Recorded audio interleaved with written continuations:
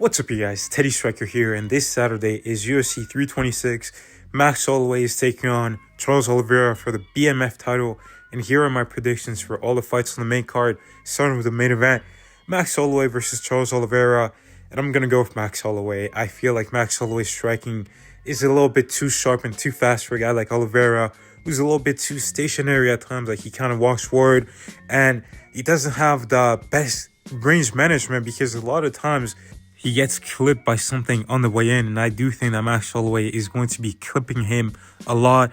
And Max Holloway is starting to really sit down on his punches and really hurting his opponents in the lightweight division. I do think he's going to be able to hurt Charles Oliveira, and I don't know if Charles Oliveira, if he does get hurt, I don't know if he's going to be able to take that punishment. We've just seen him last year get KO'd out cold by Ilia Topuria. He wasn't KO'd once he hit the ground. No, that right hand that hit him, that put him to sleep, and then the follow-up hook was unnecessary, and the follow-up shots on the ground were unnecessary, but that just gave him more damage. And yes, Max Holloway has been KO'd, but he did come back, and he did show that he could still take some big shots. He was getting hurt from Dustin Poirier in their second fight, and he got hurt in the third fight, but he was still able to take it and hurt Dustin Poirier back. And I do think Max Holloway's durability and speed is going to win him this fight. I don't know if we're going to see too much grappling from Oliveira. He does have some really strong grappling, but is he going to engage in that, or is he going to try to strike with Max Holloway a little bit? He's talking about maybe potentially knocking out Max Holloway. He's talking about how he can strike with Max Holloway. I feel like that would be a bad idea to purely strike with Max. I think he is going to try to mix it in, but I think Max Holloway is going to be prepared for that. He's got great movement, so it's going to be hard to track him down and shoot clean takedowns and really get him up against the fence where you can trap him. And I think if he does get taken down, I think Max is going to stay patient, work his way back up to the feet. Especially if Max gets taken down like near the octagon side, he can use the fence to wall walk his way up back to his feet.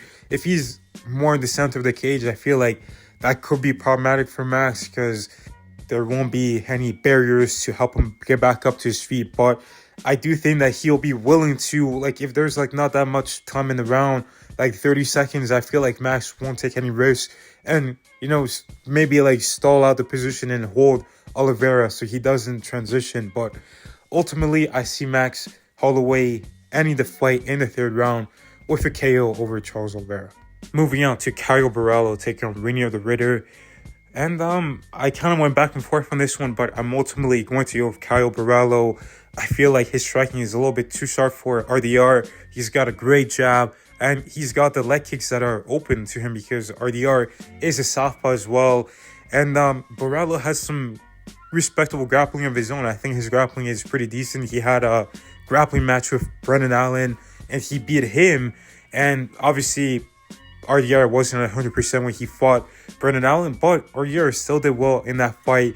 He was still able to score some takedowns. Like, as the fight went on, he was getting reversed. But I think that with Borralho, I think he's got better striking than Allen. He's got solid grappling, and I just feel like RDR is going to struggle with the striking of Borralho. I don't think he's going to be able to get in too close range where he can land his knees and work in the clinch. I feel like Borralho, like the way he stands and the way he defends, like even if RDR throws like a combination and he tries to end it with a knee, like typically Borralho's in a bit of a Philly style where his right hand is kind of like by his body, so that's like kind of like protecting him. And if RDR goes for those knees, he has his hand already in the way. And yeah, I just feel like RDR is going to struggle with that jab and those leg kicks from Caio Borralho and the combinations. So I think Borralho is going to win a unanimous decision, 29-28. Then we've got Rafael taking on Raul Rosas Jr., and I'm going to go with Raul Rosas Jr. getting this done. I could see him get a submission, to be honest, over Rafael, but I'm going to go with Rosas Jr. getting this done by decision. He's got the grappling advantage, and we've seen Rafael throughout his whole career like really struggle to defend the takedowns. Like, we've seen some improvement from Rafael in his Kyler Phillips fight, where he was able to work his way back up to the feet and he wasn't just getting dominated. But even in that fight, like the first round, like he got held down the whole time. And Kyler Phillips was shooting some takedowns, and Ralph Lauren had no resistance to it. And I feel like Rosas Jr. is a strong grappler. He's got great wrestling and really good jiu-jitsu. I think he is going to be able to hold Ralph Lauren down. And I think on the feet, he is going to be able to get Ralph Lauren's respect because he does have some heavy hands. And I think it's going to be a very comfortable fight for him. And I think he'll win a decision. But moving on to Drew Dober taking on Michael Johnson. And I could see both guys winning. I actually think this is going to be the fight of the night. But I'm going to go with Michael Johnson getting this done by decision. I feel like he's got the faster hands. They both got a lot of power. They can both knock each other out. And I could see both of them hurting each other, to be honest. But I think that jab and the 1-2s from Michael Johnson are just going to be a little bit too fast for Drew Dober, who sometimes is a little bit slow. But yeah, I'm going to go with Michael Johnson getting this done. But moving on to Gregory Rodriguez taking on Bruno Ferreira. And I'm going to go with RoboCop this time. I think he's going to get it back in blood. I think he's a good fighter. You know, he's powerful. I thought he was going to win the first fight, but he got caught. And I felt like he was doing well in that first fight. Like, it was really quick and really back and forth. It ended in the first round, but he was doing well. And I think he's learned from that. He's fighting a little bit more patient. He's picking his shots. And he has, like, the height and reach advantage over Bruno Ferreira. Honestly, Bruno, like, just his height-wise, like, he should be a welterweight. And his reach-wise, but the guy is a middleweight.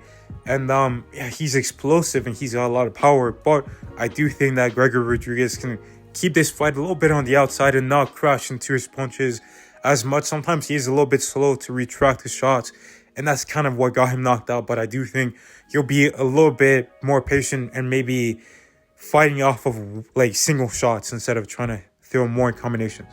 But those are my predictions for UFC 326. Thank you guys for watching. God bless. Make sure to like and subscribe, and I will see you in the next one.